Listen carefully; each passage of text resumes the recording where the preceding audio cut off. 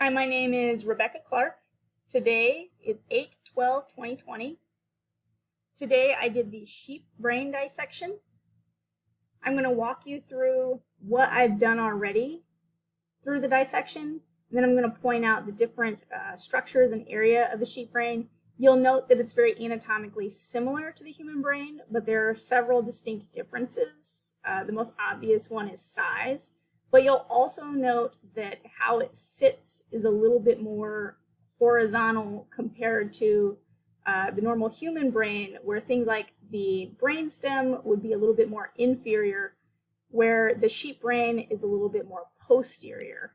The same goes with the cerebellum. It's sitting a little bit more posterior versus inferior, like we would see with the human brain. You'll also note that it's a little bit more oval in shape compared to the human brain. So I'll go ahead and show you what I've done so far. So at this point in the dissection, I have already removed the outer layer or protective covering of the brain, the meninges. It's sort of a papery, thin cover that covers the outside of the brain. I have also already made a mid-sagittal cut to separate the brain into left and right lobes. I did that along the longitudinal fissure of the brain, as opposed to the lateral fissure, which would be here, separating the cerebellum. So we'll go over the different lobes of the brain. You'll note that this is the anterior and posterior sides. So anterior, posterior. So you would find like the optic bulbs here, where the sheep's eyes are sitting more anterior versus posterior.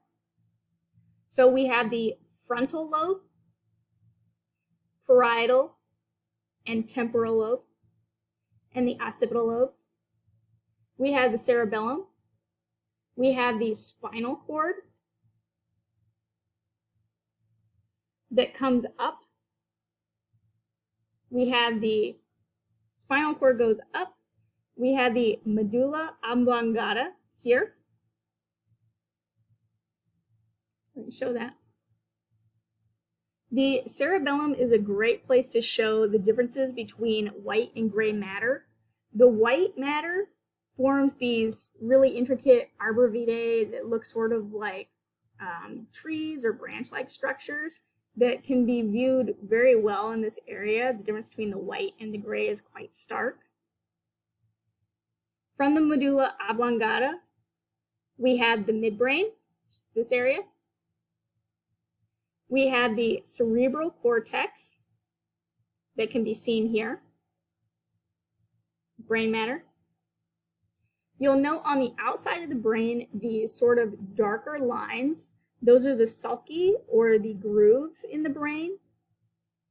We also have the gyri, which is the raised ridge portions of the brain. You'll find the corpus callosum here, which is kind of that thick white line. Just inferior to that is the thalamus, which sort of presses up into it. Just inferior to that again, you'll find the hypothalamus and the pons. We had the optic nerve, which actually kind of got separated out, but as we discussed before, it sits more anterior on this brain. Overall, that should give you a pretty good idea of how the sheep brain relates to the human brain. It's not exactly the same, but it's similar enough to give you a pretty good idea of how anatomically everything kind of fits together. So thank you for your time. That's all for this video. Thank you.